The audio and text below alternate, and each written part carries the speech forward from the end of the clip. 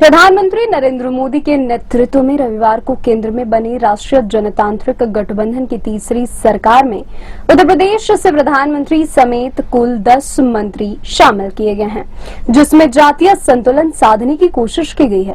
मोदी सरकार 3 में यूपी से 5 पिछड़े, 2 दलित और 3 अगड़ी जाति के नेताओं को मौका मिला है। लोकसभा चुनाव 2024 में राज्य में समाजवादी पार्टी और कांग्रेस के नेतृत्व वाले विपक्षी दलों के समूह इंडिया गठबंधन से करारी शिकस्त खाने वाले राजग ने मंत्रिमंडल गठन में सपा के पीडीए फॉर्मूले का विशेष ध्यान रखा है। यह बात अलग है कि पीडीए का ए यानी अल्पसंख्यक वर्ग का कोई व्यक्ति मंत्री पद में हासिल नहीं कर सका है। हालांकि भाजपा के एक कार्यकर्ता ने तर्क दिया कि मंत्रिमंडल में शामिल दिल्ली निवासी सिख समाज के हरदीप सिंह पुरी उत्तर प्रदेश से ही राज्यसभा के सदस्य हैं और उनका कार्यकाल नवंबर 2026 तक का है।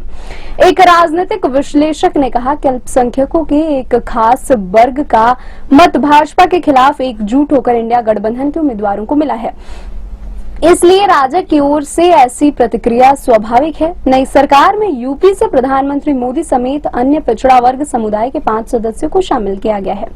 2024 लोकसभा चुनाव में दलित मतदाताओं का रुझान ज्यादातर सीटों पर इंडिया गठबंधन के उम्मीदवारों के पक्ष में रहा है। मंत्रिमंडल गठन में राजग ने चुनाव में सफलता पाने वाले यूपी के सहयोगी दलों का ध्यान रखा है, लेकिन असफल हुए सहयोगी दलों को अवसर नहीं दिया है।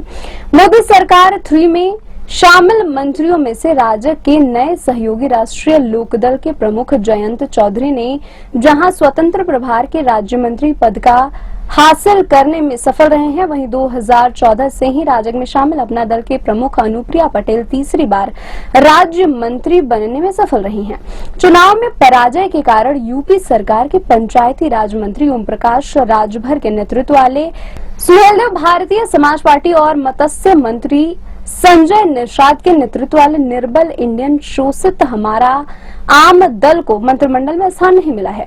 यूपी की कुल 80 लोकसभा सीटों में भारतीय जनता पार्टी को 33, रालोद को 2 और अपना दल को सिर्फ 1 सीट मिली है, जबकि इंडिया गठबंधन के घटक दल समाजवादी पार्टी को 37 और कांग्रेस को 6 सीटों पर जीत मिली है। अकेले दम पर चुनाव मैदान में उतरे दलितों के नेता चंद्रशेखर आजाद नगीना सीट से चुनाव जीत गए हैं।